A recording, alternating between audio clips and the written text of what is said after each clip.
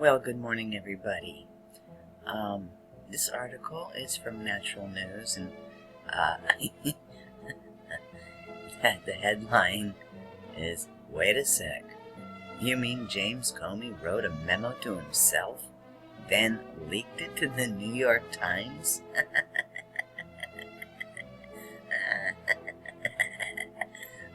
Oh well. Seriously now. At what point does the idiocy of the corporate-run media finally become so utterly obvious to everyone that we all just laugh out loud at the idea that the New York Times or the Washington Post has any credibility at all? I seriously find this funny. What these people will do. Anyway, I mean, no moral compass whatsoever. Okay, the latest bombshell news story from the New York Times, entitled "Comey Memo Says Trump Asked Him to End Flynn Investigation," is based entirely on a memo that James Comey wrote himself, then leaked it to the New York Times. Huh? What? If you wrote it yourself, it's not exactly a leak, is it? It's actually some words scribbled on a napkin, all of which may or may not be accurate about what is actually said at the meeting. For all we know, James Comey decided to scribble his silly little memo the day after he got fired by Trump. It has no credibility at all, in other words. Oh my gosh, okay. James Comey wants to damage the Trump administration, so he jots down whatever lies he wants the New York Times to publish. Then he calls it a memo. Gee, I can write memos too. The memo in my hand at the moment says that James Comey is a corrupt, traitorous liar who covered up crimes for Hillary Clinton. If I leaked it to the New York Times, will they write a headline story on that too?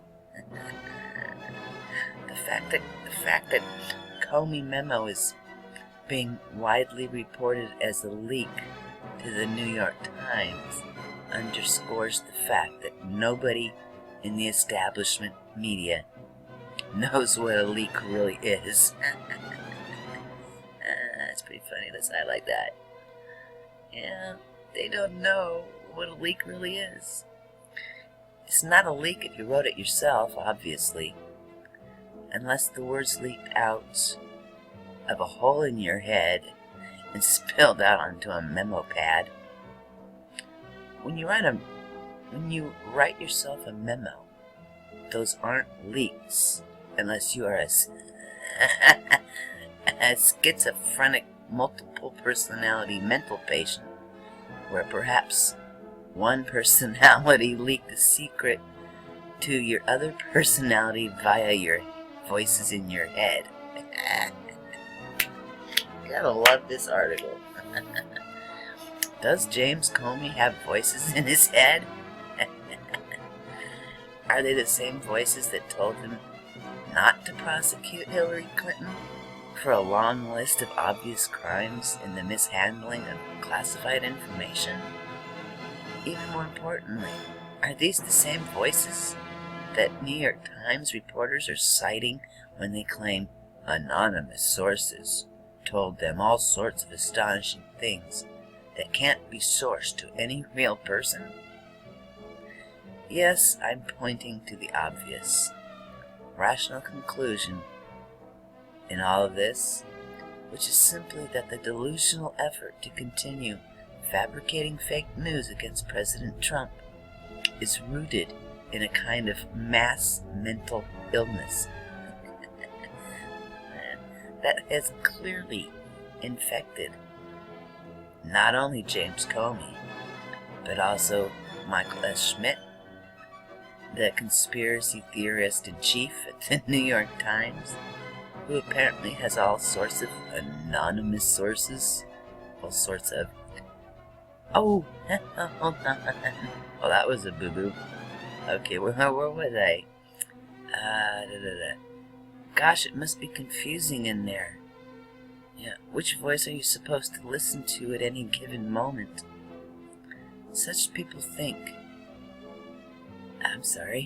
Such people think they want President Trump impeached. But what they truly need is a 48-hour observation period in a psychiatric ward, possibly followed by mind-numbing medication. To finally silence all the high-level leaking that seems to be happening between their ears. With writers like Michael S. Schmidt fabricating news almost by the hour, the New York Times has become the laughing stock of serious media. As Gerald Celente calls it, the New York Times is now the toilet paper of record in America. Almost everything they publish these days on politics is a news hoax.